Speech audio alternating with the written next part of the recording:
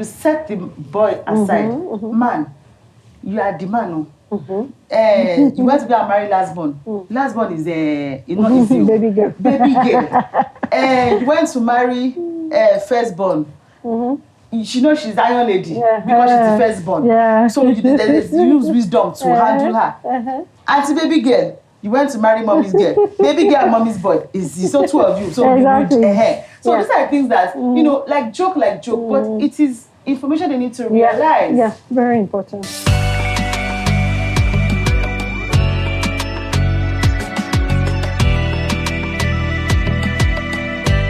We have a very interesting topic for today, and the question is, which is more important?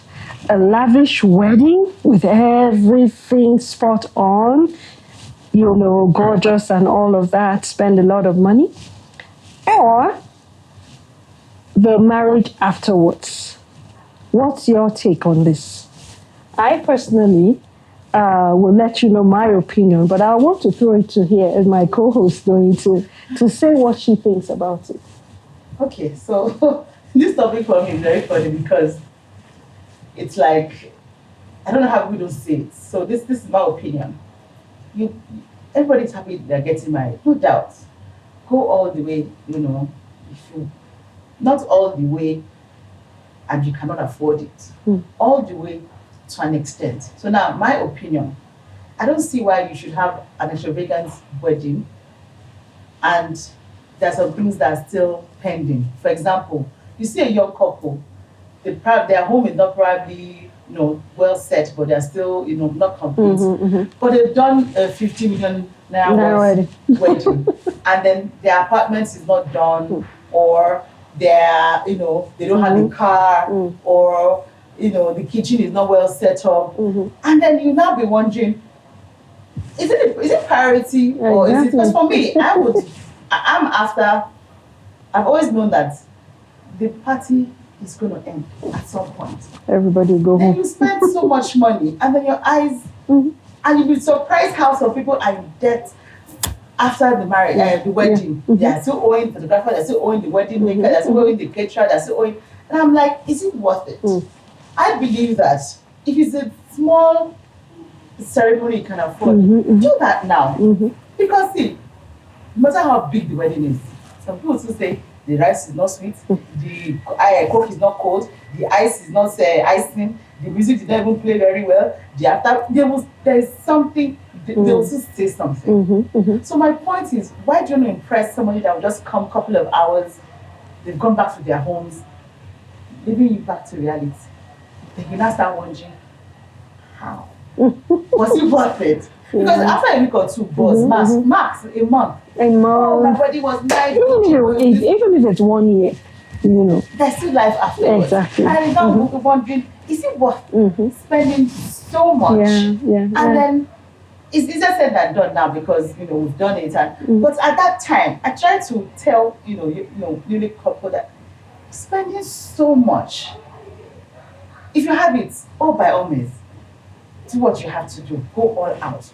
But if you are still trying, but because this is A did it, you too, you must do it. You are already in the wrong direction. Or a guy will tell you, no, it has to be Ace of Spades, it has to be 21, it has to be Mattel, I have to call this. And then you don't have any investment. You don't have any property. You don't have anything. Realizing that after marriage, you're not a groom anymore. Now you're a father, you're a husband. You have the titles change, and there are some things to change. Exactly. And it's just that everybody just after the agbaja or the whatever or the whole fizzy. Not realizing that day would come and go. Exactly. Reality was settled. So for me, I would tell anyone, if you can afford it, by all means. But if you can't, and you now start stretching, then now the gist I heard is they hope that they will spray them. Oh. Yes, actually have something. Even with the EFCC, no spraying. Yes, wow. I have something. That's very interesting. Oh yes, I have something I would like to share. So this is a joke, but you get the gist.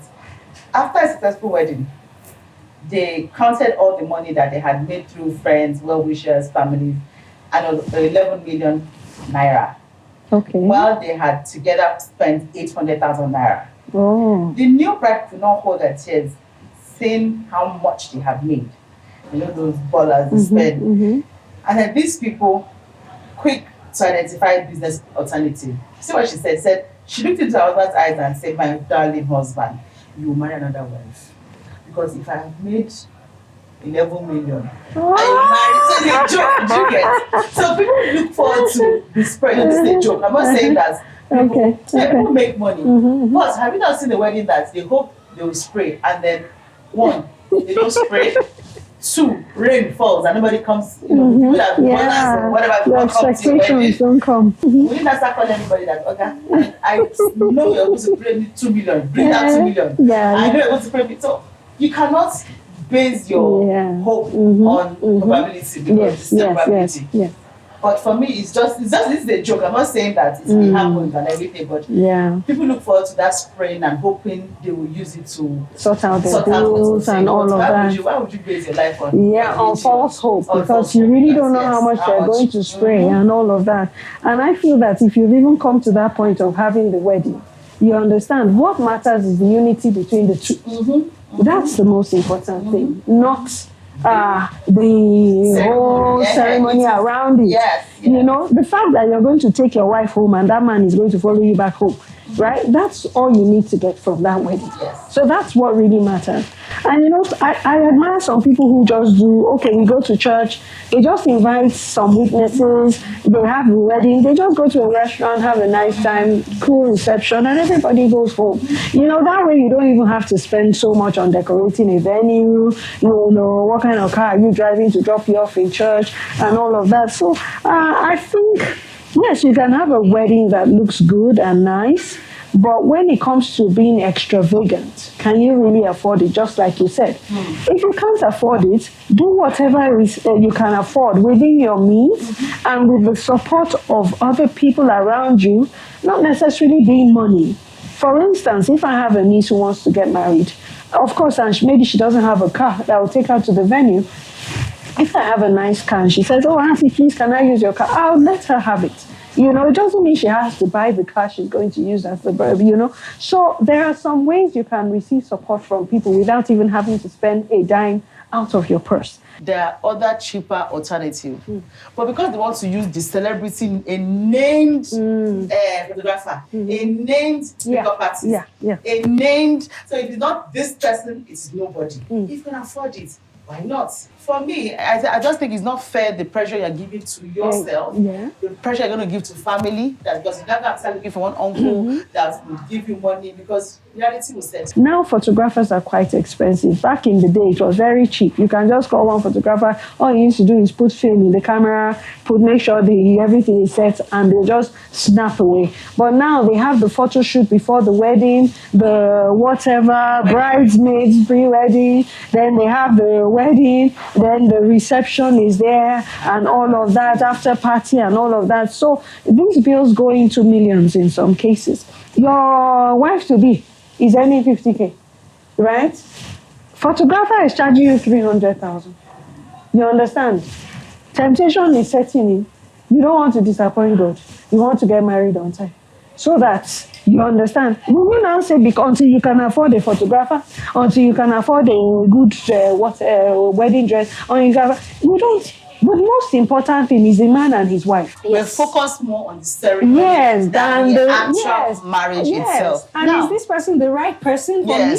You understand? So it's not about, because he can afford to throw me a lavish wedding, I'll say yes to him. Then Mr. Right, who happens not to have so much money and can't even throw the lavish wedding for you, you now say no to him. Then you have the fairy tale wedding and you're now dealing with the devil. Let me give you an example of a young girl that I spoke with a couple of years ago. And I was asking her about, in marriage, because I like talking to young couples, like, don't make the same mistakes, I made or we made and everything. I said, so what's your take on marriage and all that? And all she said was, I can't have my own driver, have my own house, have house sale, and then travel. Really? I was like, so that's so that I'll have my own, my own house. And I'm like, so So do you understand how Wow. myopic her mind is on marriage? And then that person now goes into marriage With that mindset. with that mindset, Can imagine. and then expectations are high.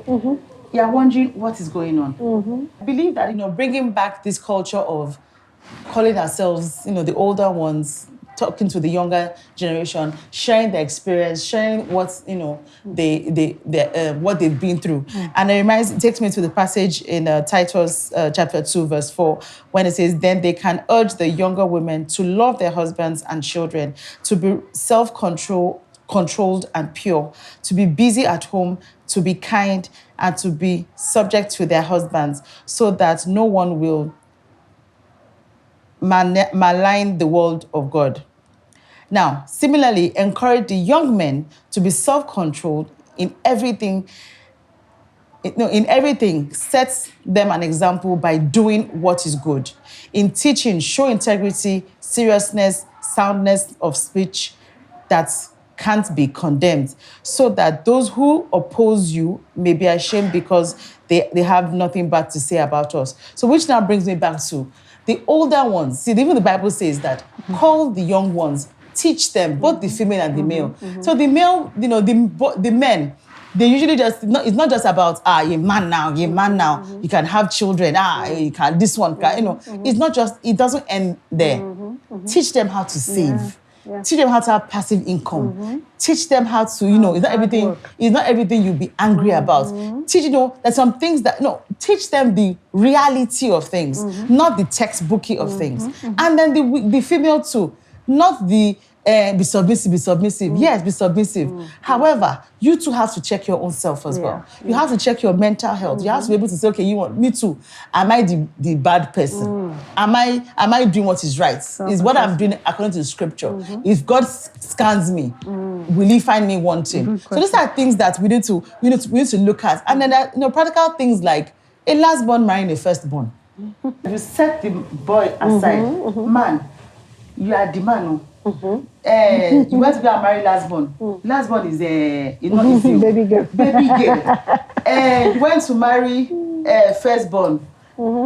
She knows she's Iron Lady because she's the firstborn. Yeah. So you use wisdom to handle her. Auntie baby girl, you went to marry mommy's girl. Baby girl and mommy's boy. It's so two of you. So exactly. So these are things that, like joke, but it is information they need to realize. Yeah, very important. So very honestly, I think we need to bring back that culture of sitting ourselves down, having a proper conversation in the different stages, whether the 18s or the 21s or the 25s, and let us understand what it is marriage is all about. You're very not right. the sugar-coated one, not the fairy tale one, the reality. So that we won't be having this issues we are having in society. That's my take. But if you have anything else you want to add, want to support, want to hear your view, want to hear your story, please come to our comment section. Drop a comment, drop a like. Want to hear your story.